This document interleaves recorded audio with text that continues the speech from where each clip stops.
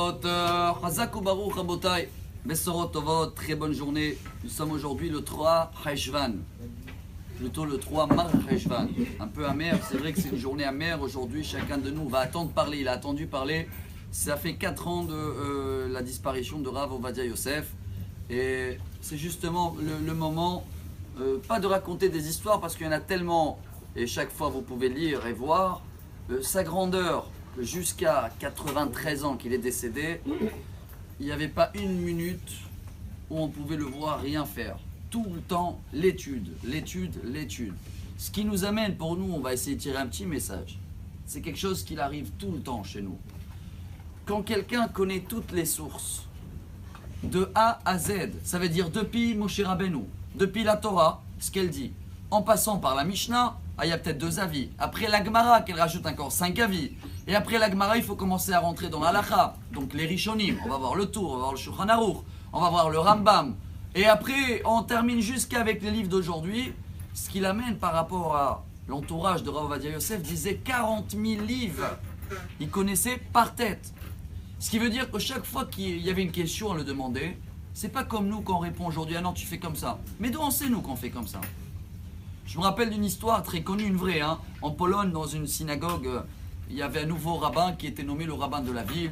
Il arrive dans la grande synagogue et dès qu'il laisse les gens, le président, tout le monde passer avant lui, il les voit et que dès qu'ils arrivent au 5e banc, comment ça s'appelle ça?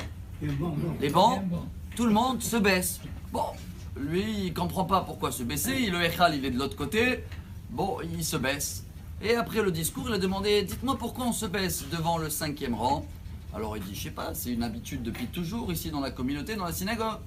Le rabbin qui veut bien aller jusqu'aux sources, il essaye de trouver le plus âgé de la communauté, le dire, dites-moi pourquoi on se baisse dans le 5e banc. Il dit, je sais pas. Si vous voulez aller voir, il y a une mamie plus âgée, elle a plus que 100 ans. Elle peut-être, elle connaît les sources. Et il allait trouver la mamie, le rabbin. Et la mamie, elle était un peu âgée. Et elle dit, c'est vrai, je me rappelle, il y a 100 ans, ils ont fait des travaux dans la synagogue. Et juste où il y avait le 5e banc, il y avait une grande luste. Et donc on était obligé de se baisser quand il y avait la luste.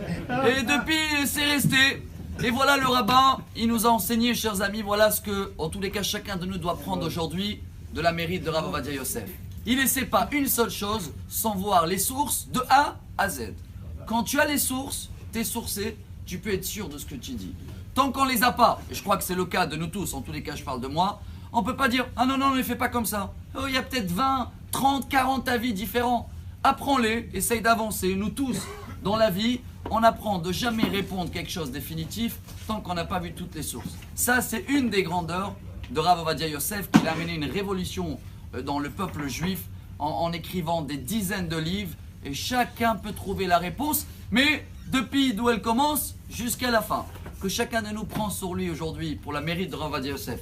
Pas seulement d'allumer une bougie, pour pouvoir voir plus clair dans la vie et pour pouvoir éclairer à les autres, se renforcer, se sourcer un peu plus, se mettre un peu plus à l'étude, et comme ça, Bezrat Hashem, Srut Rabbeinu Ovadia Yosef Ben Gurdjia, Tamlit Stov Ba'adenu, Sruto Yagen Alenu, Amen. Amar Rabbi Elazar, Amar Rabbi